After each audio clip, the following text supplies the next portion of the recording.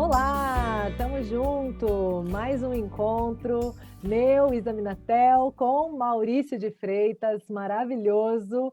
Tudo bem, Maurício? Tudo bom, Isa? Muito bom estar aqui com você de novo, conversando sobre esses temas tão relevantes. Agora a gente já está no sexto vídeo, né? Sexto vídeo Olha, dessa que série. legal. Que delícia, né? Que delícia, Muito bom. tão gostoso. E a gente tem falado de coisas muito frequentes na vida, né, atual de pais e mães, e eu acho que esse também é um daqueles que faz sentido para muita gente, Maurício. Com certeza, com certeza. Nós Quem vamos não passa por isso na vida moderna em alguns momentos, né? ter Mesmo aquelas pessoas que têm uma vida mais tranquila lidam com o que a gente vai falar hoje. isso mesmo. Nós vamos falar, gente, dos desafios da correria da vida moderna e como lidar com o que essa vida corrida gera na gente, dentro das nossas famílias, dentro das nossas relações, das dinâmicas familiares, né?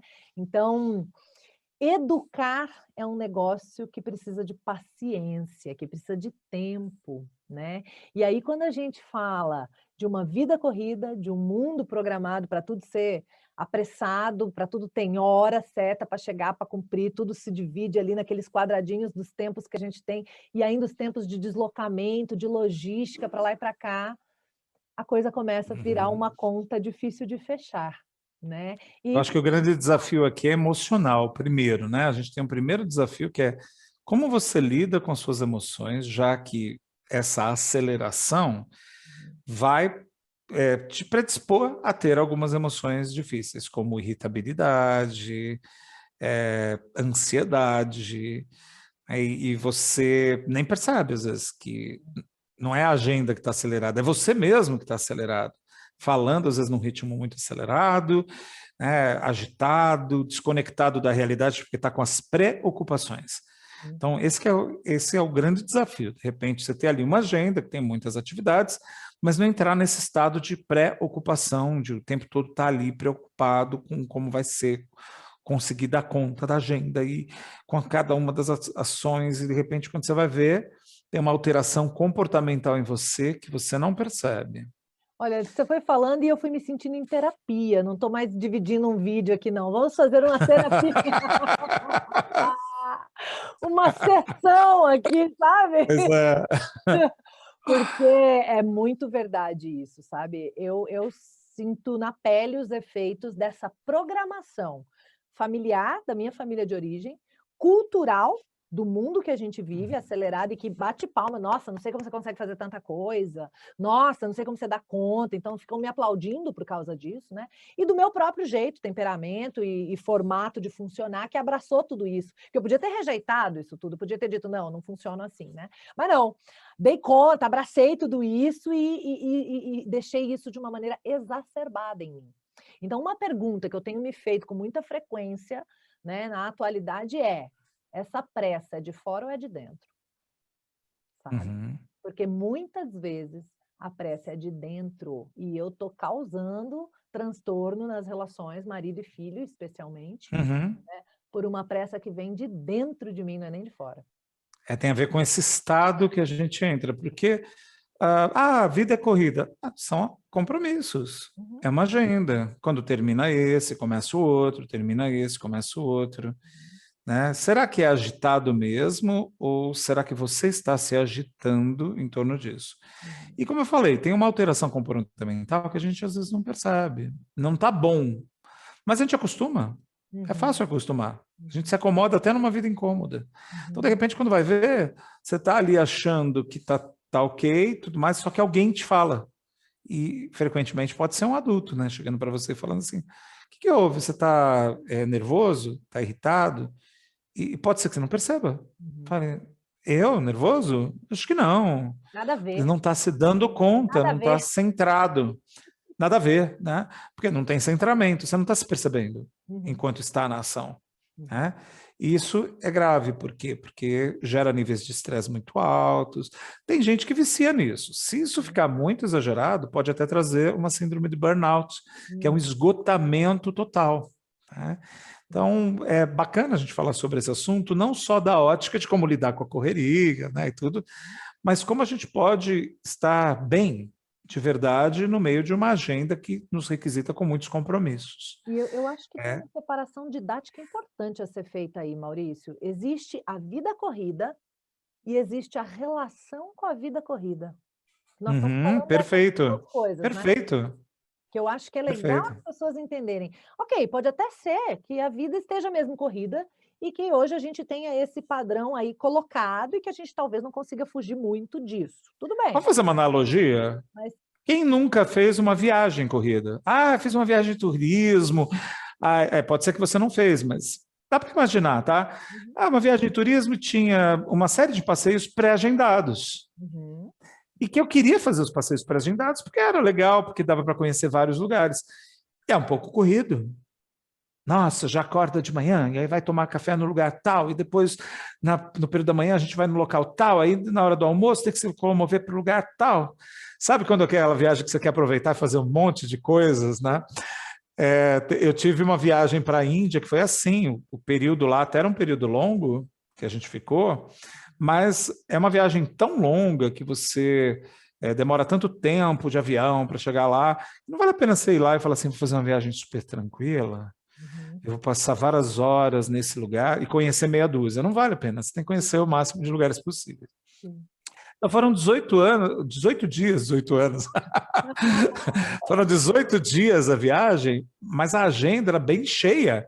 Me lembro de um lugar que a gente foi em Jaipur, que tinha um momento que tinha café da manhã no lugar tal, depois ia subir no templo não sei o quê. Aí depois ia no palácio fazer uma caminhada sobre elefantes no palácio. Depois tinha que andar de liteira, de rickshaw na cidade. Aí tinha que ir no mercado dos cereais para alimentar animais. Foi uma viagem super rápida, corrida, com um monte de atividade. Agora, por que eu estou falando disso? Pergunta para mim se eu estava preocupado, ansioso, nervoso, com irritabilidade e falando para as pessoas: vamos logo, a gente tem que sair.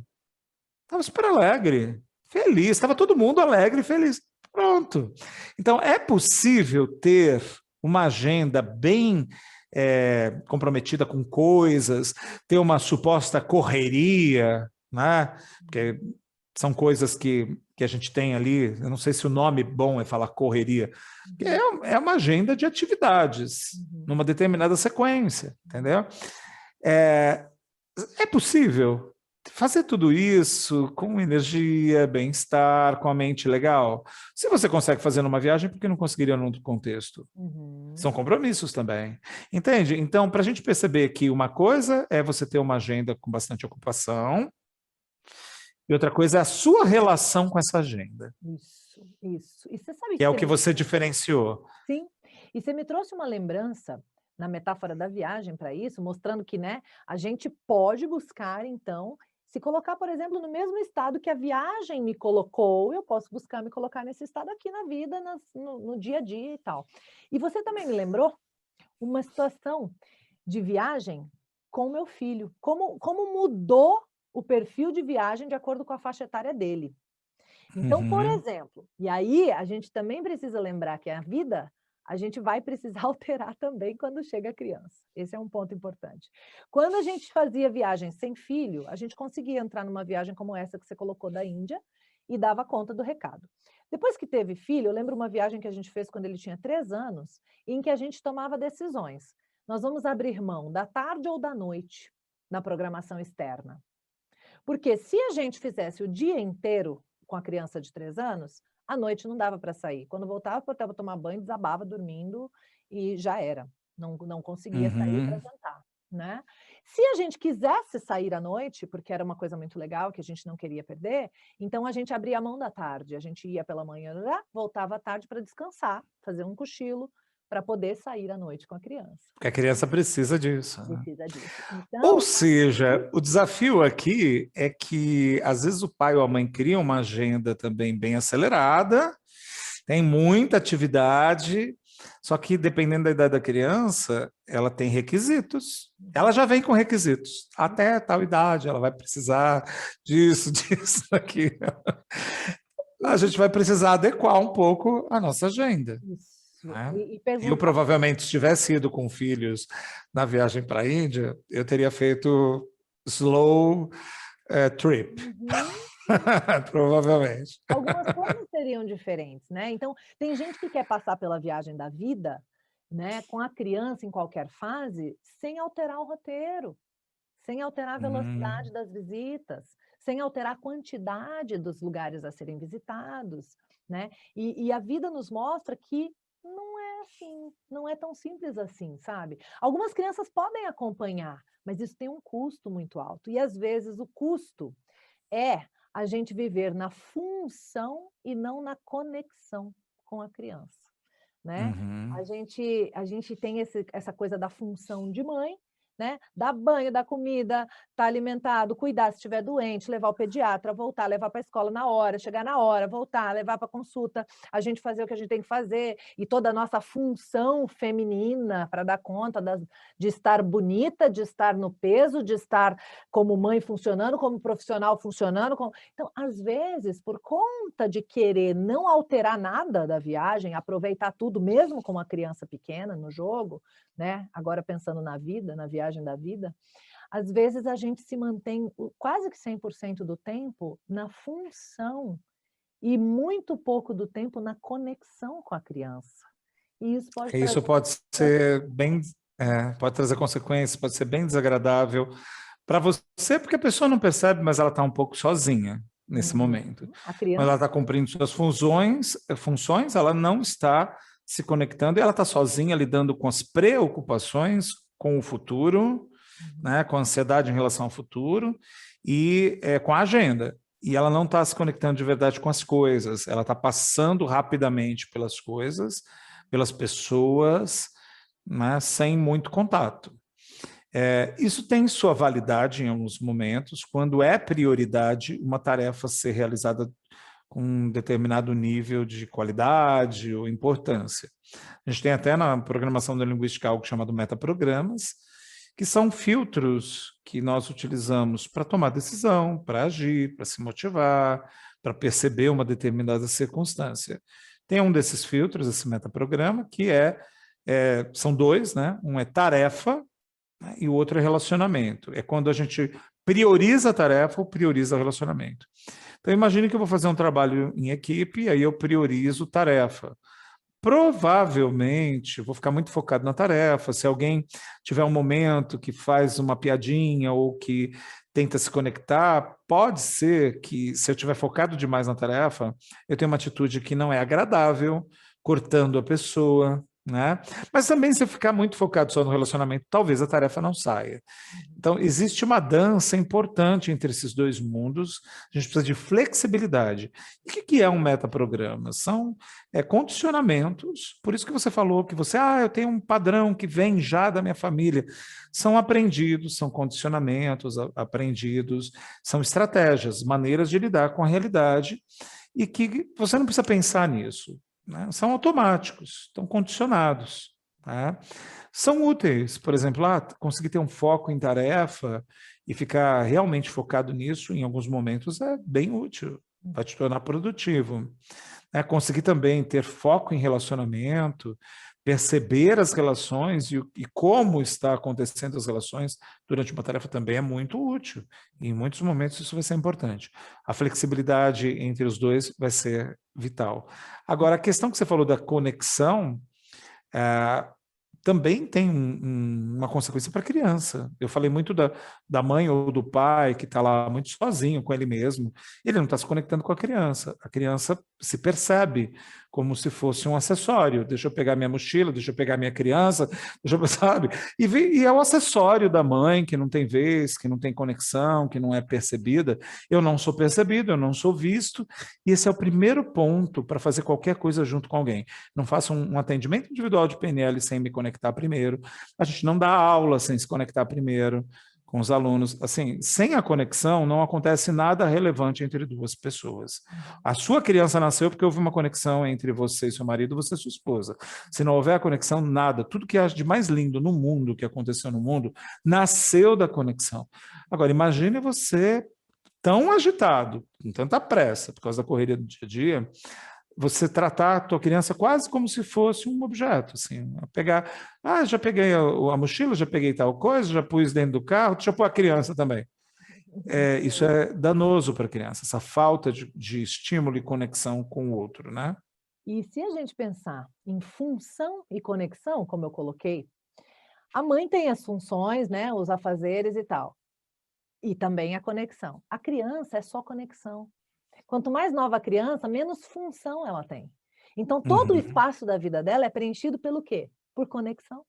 Se a mãe falta conexão, ou o pai, ou o adulto da vez, né, não entrega esse preencher a vida da criança de conexão, a criança sofre de uma coisa chamada desamparo. E aí eu posso ter uma criança num lar incrível, com pessoas incríveis, com condições financeiras, com coisas lindas, num enxoval maravilhoso, e desamparada. Olha que coisa triste Uhum. e que coisa mais maluca. Olha quem está aparecendo, invadindo o vídeo aqui, ó, a Ava. Que graça. Ela está aqui do lado pedindo um carinho. Que coisa mais linda a vida concreta, o que se vê, e que coisa mais triste aquela vida que não se vê, que é a vida emocional da criança, em desamparo. Isso Né? me lembrou um filme francês, acho que é O Fabuloso Destino de Amélie Poulain. Você Maravilhoso. assistiu? Assisti. É uma gracinha o filme. É E uma tem uma graça. hora que ela é criança e o pai dela é médico e o pai vai usar o estetoscópio para medir o coração e percebe que ela tem uma taquicardia muito forte e diagnostica a menina com um problema de coração, porque toda vez que o pai vai ouvir, escutar o coração dela, ela tem aquela taquicardia muito forte. Só que a personagem fala assim que o que acontecia é que havia tão pouco contato, nenhum contato físico, nenhum tipo de conexão com aquele pai, que era tão emocionante o momento do pai ao escutar o coração dela que disparava o coraçãozinho dela. Olha que coisa, gente. E ela teve uma vida cheia de privações, né? É uma obra de ficção, obviamente, né? Muito divertida, de realismo fantástico. Mas ela teve uma vida com um monte de privações porque foi interpretado que ela tinha problemas cardíacos desde criança. Mas é porque sempre quem fazia o exame era o próprio pai. E como ela nunca estava conectada com o pai, aquilo dava uma sensação altamente emocionante quando acontecia. Para a gente ver a necessidade que a gente tem de conexão, né? E é como você falou, criança quanto menor, menos função tem, mais é importante para ela a conexão. Mais conexão. E é muito especial entender isso e ter clareza disso, porque também quanto menor é a criança, maior é a função da mãe, do adulto. Uhum. Porque tem um monte de coisa para ser feita ali, porque a autonomia da criança ainda é muito pequena, muito baixa, quase zero às vezes, né? Dependendo se é um bebê.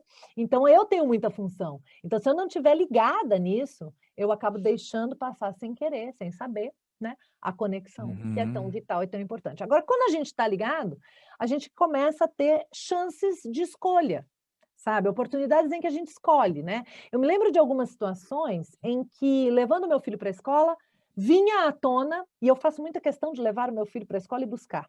Não digo que eu vou fazer isso a vida inteira, mas enquanto eu puder, ele tem 10 anos e até aqui eu não abri mão desse lugar. Porque eu acho que é um lugar importante de saber como a criança está voltando da escola, como ela está indo para a escola, se ela está feliz, se ela teve algum problema, se ela teve... Você pega a criança no calor da emoção, né? Então você tem um termômetro de como é que está a vida dela naquele tempo que ela passou sem você. E você precisa ajudá-la, né? Às vezes, a elaborar algumas coisas, né? Então eu gosto desse lugar, já fica uma dica de conexão. É uma dica de conexão, quando a gente quer, né? A gente sabe disso, a gente fala, eu vou buscar, eu vou levar, porque esse caminho faz diferença, né? Claro que eu não estou dizendo que não dá para ser outro modelo, tá, Maurício? Porque a gente sabe que tem vidas e vidas aí que não cabe Sim, isso, claro, tá, claro. gente? Todo mundo está tranquilo nas suas decisões. Mas se é possível, é Decidir legal por mesmo, você. porque tudo bem que você tem uma perua que leva a criança e tal, só que nesse período da perua, pode ser que você iria presenciar um estado interno difícil, que quando ela chega em casa, já descontraiu na perua, já passou. Então você poderia detectar como é que ela está e se ela teve um bom dia ou não, né? Agora, se não dá, tudo bem, né? Não tem problema. Você pode conversar, fazer perguntas. Tem outras maneiras de obter essa informação e de se conectar com a criança quando ela chega em casa. O importante é que a gente saiba de que está em jogo quando faz essa escolha, que não é só o tempo e o dinheiro e o deslocamento, tem esse ponto. Exatamente. Esse É para a pessoa saber que se ela não tem como fazer outra escolha, ok, mas se ela tem, ela pode pensar. O que eu prefiro nesse momento, né? E dentro disso, em algumas ocasiões que eu estava levando meu filho para a escola, veio a pauta alguma questão que eu achei tão relevante que eu escolhi a conexão ao invés da função. Ou seja, eu optei por entregá-lo na escola 20, 30 minutos atrasado, mas tratar aquela questão que veio, que apareceu ali com conexão, sabe? Então, e às vezes a questão era muito grave, muito importante, às vezes não, às vezes era concluir um poema que a gente começou junto, brincando de rima, e deu certo, e ficou legal, e ele se envolveu, e eu, não, vamos terminar isso aqui. Porque estava conectado, estava gostoso, a gente estava partilhando de um momento junto que estava muito especial, né? Então, poder escolher com consciência entre conexão e função, entre os momentos de uma coisa e outra, é que eu acho que é muito relevante, sabe? E que se a gente vive na pressa, a gente não vê, aí a gente vive na função. E, de certa forma, você está ensinando, além da disciplina, que é uma coisa importante, obviamente, quando você cumpre as funções direitinho, a criança vai aprendendo a disciplina, você está ensinando algo que é tão importante para a sociedade moderna, mas tão importante, que é a flexibilidade. Que é ser capaz de ser flexível, se adaptar. Algumas pessoas que tiveram ali uma educação muito rígida nesse sentido, de ter somente muita disciplina, pouca conexão com os pais muito envolvidos com a questão das funções a serem desempenhadas, elas podem desenvolver um perfil extremamente rígido, com dificuldade de lidar com mudanças, com frustrações, necessidade exagerada de controle, culpar-se exageradamente pelas coisas quando elas não acontecem como previsto, quando existem fatores externos que nem sempre permitem que você tenha o controle da situação. Então, é bacana a gente poder também aprender flexibilidade. É uma habilidade importante. E você sabe que a gente vem de uma criação muito ligada na função, né? Nossos pais muito preocupados em não deixar faltar nada, em dar uma boa educação, em não passar vergonha na frente dos outros, então tinha que ser, né, muito certinho, muito disciplinadinho. Tô falando um pouco da minha história, mas eu sei que geracional a gente tem um pouco isso. A gente vem desse lugar de autoritarismo, que era fazer as coisas funcionarem e fazer as crianças funcionarem também, né? Então, a gente tem esse olhar da função. E depois, com esse conhecimento todo que tem se difundido sobre primeira infância, né, sobre disciplina positiva, sobre Montessori, sobre criação com apego, a gente está vendo uma ênfase gigantesca na conexão, né? E que é muito importante também. Agora, será que a gente também não corre alguns riscos de exagerar na ênfase à conexão e acabar deixando de lado, né, a função?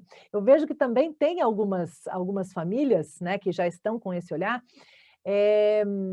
deixando as crianças tão soltas e tão livres, que aí fica difícil também desenvolver disciplina. E a disciplina, não a disciplina no sentido só de fazer certo, comportar-se bem, mas a disciplina para o alcance de uma meta, por exemplo. Você ter disciplina e saber que se você fizer todo dia aquela coisa, naquele horário, naquele período, isso vai te trazer um resultado no longo prazo. Isso é tão importante também, né? É importante. A gente tem aquele metaprograma que eu falei, que é foco em tarefa ou foco em relacionamento. Nós precisamos de flexibilidade para poder lidar com o nosso dia a dia e com as demandas, necessidades da criança. Agora, seria muito legal também você perceber que a criança tem que aprender esses dois metaprogramas também.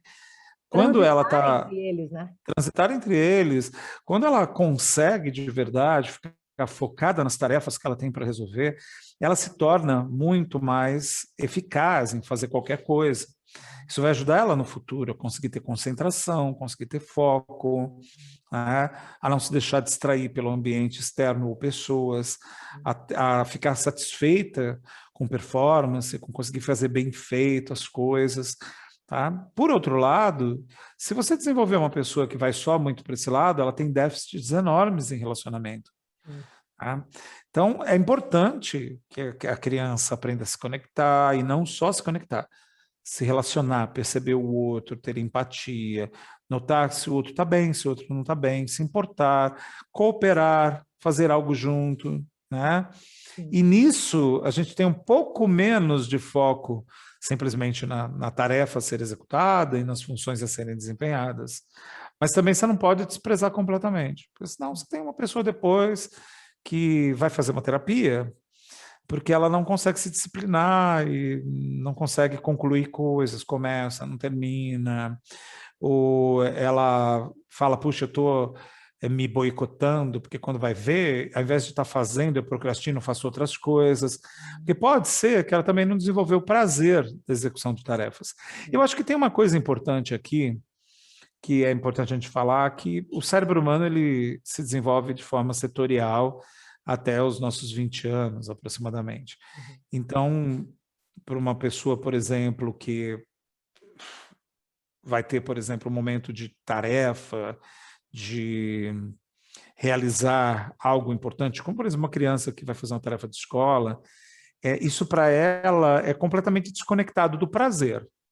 Ah, um prazer de brincar e tal. O adulto precisa ajudar a conectar prazer, essas duas coisas, né? O estudar, ter um bom resultado e, ao mesmo tempo, se divertir com aquilo. A gente pode ajudar a criança a ter melhores estados. Na idade adulta, dos 20 até os 30 anos, a gente está em franco momento de fazer conexões entre várias áreas do cérebro.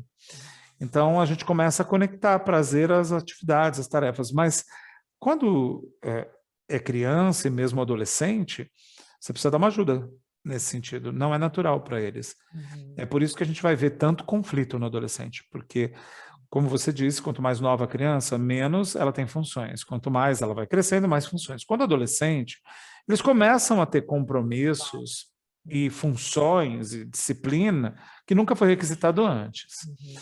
Só que o cérebro ainda está desenvolvido de forma bastante separada, bem setorizada.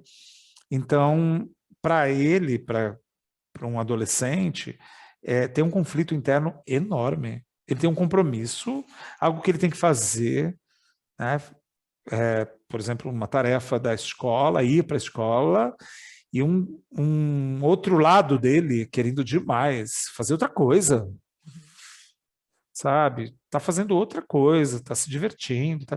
Então, eles vivem um conflito interno entre essas partes do cérebro, entre ter uma recompensa emocional imediata, cumprir alguma tarefa que trará uma recompensa futura, é mais forte no adolescente do que em qualquer idade. Para a criança, ela ainda não experimenta tanto esse conflito, ela não tem dúvida nenhuma de que ela quer prazer, recompensa emocional imediata. Ela começa, conforme vai crescendo, vai tendo conflito. Uhum. Mas até uma determinada idade, Puro não tem prazer. conflito, é porque o outro me obriga. Você entendeu? Entendeu? Uhum. Então, assim, é bem importante que você, como adulto, tenha estratégias para tornar aquele momento interessante. A gente pode até usar umas coisas meio clássicas de recompensa pós-término de tarefa, sabe? Coisas que vão ajudar a pessoa a associar, conectar prazer. Ou durante a tarefa, como tornar a tarefa mais divertida? Gamificação, fazer um jogo, Isso aí, sabe?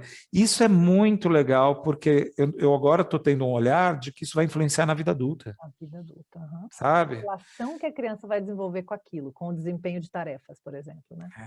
E olha que legal, aqui a gente está falando de tarefas e tudo, né?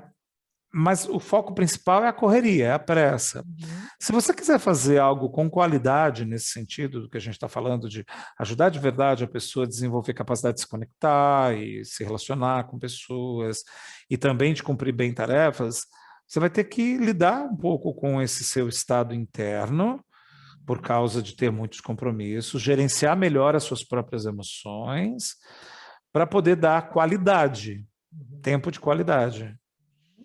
Porque senão você não consegue. Como é que você vai fazer para ajudar a criança a gamificar e tornar divertido um processo de fazer uma tarefa? Ou como você vai fazer para ter um momento de qualidade, de conexão e de relacionamento se tiver internamente muito apressado porque está com preocupações? Sim. né? Então vai ter que cuidar de si mesmo. O pai e a mãe têm que cuidar de si mesmo. Não tem jeito. Né? Passa por isso, né? Passa por isso. Uhum. Você sabe que tem uma coisa que essa conversa me leva a pensar um pouquinho quando a gente é só um casal, não tem criança envolvida, a gente não precisa, todos os momentos que a gente tem juntos, que a gente não está envolvido em função, né, é mais fácil conectar, até porque todos os momentos assim, a conexão é entre duas pessoas, então não tem escolha, não tem divisão, não tem, né, são dois, né, é ali. Agora, quando aparece um terceiro elemento, né, no caso de uma criança, né, ou às vezes um terceiro e um quarto, às vezes tem mais de uma aí, quinto, né? Aí a gente tem uma dança entre as conexões, né? Porque a gente se conecta Uhum. com um, ora com o outro, ora com o par, ora com o filho, né? Então, com o parceiro, com o filho, com a filha. E isso acaba gerando também algumas situações que a gente pode ver, né? Essa busca pela conexão. Tem alguns mecanismos internos que cada criança pode utilizar se a gente não tiver consciente disso, não tiver atendendo a necessidade de conexão da criança plenamente, né? A criança pode entrar ali em algum mecanismo, algum personagem para conseguir captar essa conexão para ela. Sim, Dependendo sim. da maturidade dos adultos, os adultos podem se transformar quase que em crianças, disputando a conexão e a atenção, às vezes da esposa com o filho, né? Às vezes do marido com o filho, enfim, do parceiro, companheiro de seja lá qual A pessoa nem percebe, né? sem perceber, Inconscientemente ela faz isso. sem perceber, né? Então, essa tríade aí, você trouxe isso na nossa conversa anterior, eu queria que você explorasse um pouquinho mais isso, que eu acho que é tão interessante. A Virginia Satir fala de uma tríade que ela chama de Ma-Pa-Child, né? Como se fosse um triângulo relacional em que tenha pai, mãe, criança. Né? E ela comenta que é possível se conectar um a um. Né? Se a gente fizesse um exercício agora, é só imaginar. Né? Imagina você, uma outra pessoa, por exemplo, nós estamos aqui, eu e você, então a gente pode imaginar eu, você aqui, coloca um terceiro no vídeo. Tem uma hora que, de repente, dois começam a conversar entre si, estão se olhando, um olhando o vídeo do outro. O terceiro desconectou um pouquinho. Aí, de repente, conecta com o terceiro. Sobra naquele momento, depois É, passa para ele. é uma coisa que é uma dança, como você disse. Então, assim, agora eu me conecto com o terceiro. Aí o outro fica um pouquinho de fora. Aí eles dois se conectam, aí eu fico um pouquinho de fora. Mas isso, se todos estão atentos a isso, se todos estão prestando atenção a isso, não deixa ninguém de fora. Basicamente é isso. Então, quando o pai, a mãe e a criança estão juntos, pensando só em três por enquanto, né? Quando tem mais de um, tem um desafio maior agora, você não pode falar, não, agora eu estou conectada só com meu marido e acabou, e a criança, né? Tudo bem se ela estiver envolvida numa tarefa, ela está ali fazendo alguma coisa, né? Como a gente falou, ela está em tarefa e não relacionamento. De repente, tudo bem, entendeu? Vocês podem se conectar, ficar ali, supervisionar à distância, não tem problema. Né? Mas na maior parte das vezes você vai ter que ficar atento para essa necessidade de conexão. Porque assim, quando a criança não consegue se conectar, ela pode fazer uma série de comportamentos para conseguir chamar atenção. Bom, nós começamos falando da pressa, né? Então imagina que uma criança não está sentindo que é percebida, ouvida, que está se sentindo conectada. Ela pode fazer coisas para conseguir ser percebida e ouvida. Uma coisa que ela pode fazer é, eu vou ser percebida por você, você vai notar que eu existo, mamãe ou papai. Nem que eu tenha que ser o pior filho do mundo. Ou você vai notar que eu existo, nem que eu tenha que ser o melhor filho do mundo, mais apreciável de todos, entendeu? Então a criança pode começar a desenvolver comportamentos de codependência emocional, por não se perceber conectada e acolhida, apreciada. Ela pode começar a achar que ela, do jeito que é, não é suficiente. Surge uma coisa chamada... Oi? Nem que eu tenha que ficar doente, nem que eu tenha que ficar doente. Até esses comportamentos podem ser uma maneira de chamar atenção. A criança pode começar, tudo isso é inconsciente também, mas ela pode sentir que ela, do jeito que ela é, não é suficiente, ou ela não está recebendo estímulos, ou ela, quando recebe estímulos, são reprováveis, né? Tem famílias que podem dizer, não, elogiar estraga filho, então deixa eu corrigir, né? Então a criança pode começar a desenvolver uma ideia de que o eu dela, quem ela é, não é legal. Então ela começa a desenvolver comportamentos que são máscaras para obter estímulo. E se ela conseguir obter esse estímulo, ela pode desenvolver essa máscara social e manter na vida adulta. Né? Isso falando, por exemplo, da pressa. Só de estar com pressa e não dar atenção e não estar ali se conectando, a criança pode começar a desenvolver comportamentos para conseguir sua atenção. Agora, quando tem essa tríade, Ma-Pa-Child, né? Mãe, pai, criança, temos um cuidado maior aí, porque é uma triangulação, e pode haver momentos, inclusive, que surgem manipulações. Então, a criança, por exemplo, ela pode descobrir como é que funciona para ela obter a atenção de um pai e preferências, colocando o pai contra a mãe, sabe? Então, isso é uma coisa que a criança não faz de forma pensada, diabólica, né? Mas ela percebe que, de repente, ela consegue aquele estímulo dessa maneira. Né? E, às vezes, os pais não percebem, mas eles estão fazendo isso. Como você disse, de repente, uma mãe fica enciumada porque a criança está querendo muito estar com o pai, ela começa a fazer um joguinho meio manipulativo para a criança se sentir mal, se sentir culpada, ficar com a mamãe, entendeu? Aí a criança vai aprendendo esses jogos para relacionamentos no futuro, sabe? Né? Vice-versa acontece também, papai enciumado que a mamãe agora só dá atenção para o filho, sabe? Tem um clássico que é também quando a criança fala alguma coisa para o pai, que a mãe acredita também, e aí a mãe morre de rir, acha que, se diverte que a criança teve coragem de falar aquilo para o pai, sabe? Pois é. Muito comum, morri de rir, porque daí ele falou isso, sabe assim? Nossa, a gente escuta isso muito, e a gente não percebe que são jogos, né, relacionais, são dinâmicos. Tem que tomar um super cuidado, porque isso pode ser danoso. Né? Isso pode causar danos, sim. Então, essas coisas de colocar a criança contra o marido ou contra a esposa é péssimo. O processo de identificação negativa, sabe? Tipo, Isa, você é igualzinha a sua mãe. É idêntica, sabe? Falando negativamente. E me desconecto de você de forma negativa, dizendo você não é ok, não gosto de você, você é parecida com ela. Me mostro desconectado com ela também e me coloco superior. Olha, para a criança, ela vai interpretar isso de alguma forma que não vai ser adequada. Pode ser que ou ela realmente sinta conexão exclusivamente com a mãe ou com o pai que ela falou, você é da time dele e vocês são inferiores. Ou pode ser o contrário, fica tentando ficar parecido, e aí começam os processos de identificação, aprendizagem por identificação, que nem sempre são saudáveis, a gente tem que sanar isso na idade adulta. Sim, e às vezes, em vez da gente ter uma relação saudável de família, com dinâmicas saudáveis, a gente está criando verdadeiras guerrilhas, né? A gente tem times, tem lados, e não precisa ser assim, né? Relações ganha-perde, está sempre alguém perdendo, está sempre alguém se dando mal, né? E não precisa ser assim. Né? É importante que, se a gente estiver nessa tríade, né, Ma-Pa-Child, que a gente perceba que quando eu estou me conectando com fulano, o ciclano está um pouquinho sozinho.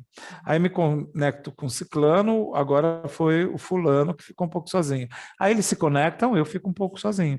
Se a gente lidar bem com isso, que existe essa dança de conexão acontecendo, e respeitar que isso aconteça, permitir que isso aconteça, e não usar estratégias para roubar a atenção, não se tornar o acusador, que é um dos papéis que a Virginia Satir fala que a pessoa assume, vocês não me dão atenção, você, não sei o que lá. Né? Ou se tornar o distrator que tenta chamar a atenção, distraindo, conseguindo de um jeito a atenção de alguém, ou se tornar o computer, que ela fala, né, que é eu não sei como que foi traduzido em português, não estou me lembrando, mas é o racionalizador, aquele que fica externo, fala, não, eu também nem me importo, também não preciso de conexão nenhuma. Faz uma cisão entre mente e coração e vive só... Exatamente. Não me importa. Não, passei tudo isso, mas não me afeta, né? Não estou nem aí. Então, não quero nem me conectar mesmo, né? Então, assim, são papéis que a gente pode interpretar que eles não são naturais, eles têm algum tipo de estratégia manipulatória em relação ao nosso ambiente. Uhum. A gente está tentando conseguir alguma coisa com Mesmo isso. a vítima. Então, tem o outro papel dela, que ela fala, que você tem o acusador e você tem aquele que se sente vítima e que assume um papel de, pelo amor de Deus, me dê atenção, você não me dá atenção, e veste o papel de vítima. Então, o acusador é um tipo de vítima, mas é uma vítima agressiva. E você tem aquela que é sofrida, que fica ali e pede perdão e fala o que será que eu fiz para te magoar e tal, para conseguir a atenção do outro através da pena. Então, assim, isso são alguns só dos papéis. Tem muitos papéis de codependência que podem ser assumidos. A pessoa pode entrar no papel do agradador e que quer ser agradável o tempo inteiro para evitar conflito. Tudo isso são formas desnaturadas de se relacionar, porque a pessoa não se sentiu conectada, aceita, vista, percebida. Você é ok do jeito que você é. Eu te amo incondicionalmente do jeito que você é. E aí surge a tal da vergonha do eu. Eu tenho que esconder meu eu, porque quando eu mostrei o que eu sinto, as minhas emoções, as coisas que eu experiencio, o outro mostrou que me rejeita. Ele não gosta de mim do jeito que eu sou. É muito importante quando você vai, inclusive, educar a criança sobre emoções. A gente falou num vídeo anterior sobre birra, né? Saber que é um problema só no comportamento, ela não é assim. Ela é uma criança e tal, aquilo é só um comportamento, aquele comportamento talvez não seja apropriado, ok, né, mas não é ela. E conseguir não usar, por exemplo, o verbo ser, né? Você é isso, você é aquilo. Não, teve aquele momento que você fez isso, aquele comportamento eu não gostei. Porque aí não surge essa ideia de, puxa, então essas coisas que eu sinto são feias, é melhor esconder. E aí começa o processo de codependência emocional, a pessoa veste máscaras para conviver socialmente e acredita que tem algo errado com ela e que é melhor que ninguém a conheça profundamente. E essas máscaras, infelizmente, recebem estímulo. Sim, sim. Porque ela consegue Às fazer vezes, alguma coisa. a pessoa confunde a máscara com a sua própria identidade, porque às vezes isso acontece numa idade tão, ainda na infância, tão infância mesmo, né? Então a pessoa acredita que é doente, acredita que é violenta e agressiva, acredita que é abusadora ou Exatamente. vítima. Às vezes é tão... Inclusive, quando você conversa, isso é uma máscara social, descreve ela e fala, meu Deus, parece que você me conhece e tal. Não, é porque isso não é você. Isso é um padrão de comportamento que tem a ver com o sistema em que Não você sou estava eu que te inserido. conheço, é você que não se conhece. Só que aí você fala para ela, olha, isso não é você. Ela fica com medo. Alguns já me falaram assim, peraí, mas se eu não sou isso, o que eu sou? Será que eu vou encontrar algo diferente disso? Não, porque realmente, geralmente, é construído bem cedo na infância. Só para a gente ver como é delicada a importância, né, de conexão. Se conectar, de ter tempo de qualidade para conexão, de se conectar de verdade com o outro. Não se deixar levar só pela pressa, correria, e tomar cuidado com essa coisa também de entender que quando você está num relacionamento amoroso e tem filhos, vocês também vão precisar se conectar com os seus filhos, né? Vão se conectar entre vocês, mas vão se conectar com os filhos. E manter a conexão do casal também, né? Sim. Isso, porque às vezes o casal também só acha que tem que se conectar com os filhos e aí vira só papai e mamãe, não tem mais. O relacionamento deixa de existir. Acabou a relação do casal. Acontece também. É um risco. Agora, olha que interessante, se a gente puder fazer um levantamento aqui de aprendizado de tudo que a correria fez a gente dizer aqui. Olha, é verdade, né? Tudo isso nós estamos falando. Falamos muita coisa por causa da correria, da pressa. Se a gente pudesse fazer um levantamento aqui. Primeiro, a viagem da vida feita com crianças precisa ter características diferentes da viagem da vida feita sem crianças. Acho que esse é um aprendizado, né? Talvez a gente, em algum período da vida, abra mão de algumas coisas, de algumas visitas, de alguns pontos turísticos para que a gente atenda às necessidades da nossa criança. Quanto mais nova a criança é, eu acho que mais isso entra em cena, né? A conexão está diretamente ligada com o tempo, tempo junto, tempo disponível, por isso que não é só a qualidade do tempo, mas a quantidade do tempo também importa, né, Também importa. sobre a quantidade de tempo disponível, porque essa coisa da qualidade, Maurício, virou um jargão muito forte entre pais e mães, sabe. Ah, ele tem comigo tempo de qualidade, Aí tem, tipo, 5 né? minutos por dia, né, de qualidade. Não é só isso que importa, né. Então, saber que tem que ter esse tempo, a conexão exige tempo, né. Acho que uma outra coisa que a gente também falou, ainda que seria um terceiro, é que mesmo que a vida tenha muitos compromissos, né? Você falou, a viagem da vida, de vez em quando, ela precisa desacelerar um pouquinho para se adequar e tal, mas mesmo que haja um momento em que você não consegue, por um período de tempo, por um momento em que a vida tem muitos compromissos, lembre-se que é possível passar por essa viagem da vida de uma maneira em que você desfruta, ao invés de ficar preocupado e ansioso. É você que vai cuidar do seu estado interno. Então, vamos colocar isso como terceiro. Boa, a relação que a gente tem com a correria da vida, né, existe a Exatamente. A correria da gente pode vida, mudar essa a relação que a gente relação que a tem, gente tem lidar bem com isso, com a vida né? Que foi corrida. aquela história que eu contei da viagem, que você, de repente, numa viagem, está correndo para caramba e está feliz, Tá bem, tá feliz, né? legal. Quarto ponto agora, que mais que a gente falou? Eu acho que, ter consciência de tudo que está em jogo, né, nessas relações mapa-child, ou seja, que eu vou fazer Aham. essa dança entre as conexões e estar de olho quando eu estou aqui muito tempo conectada só com o outro adulto, como é que está a criança, o que está acontecendo ali, não excluir a criança do território emocional, né. Acho que a gente também pode falar daquela, no quinto, né? Aquela questão que a gente às vezes se divide entre conexão com as nossas tarefas, a gente está muito conectado com uma tarefa, com uma função a ser desempenhada, e relacionamentos, aqueles dois metaprogramas. E que nós precisamos ter muita flexibilidade, em alguns momentos perceber quando é uma hora realmente para a gente poder ficar ali desempenhando uma função totalmente, quando é a hora de desconectar. Me lembro de uma pessoa, olha que legal essa historinha, né?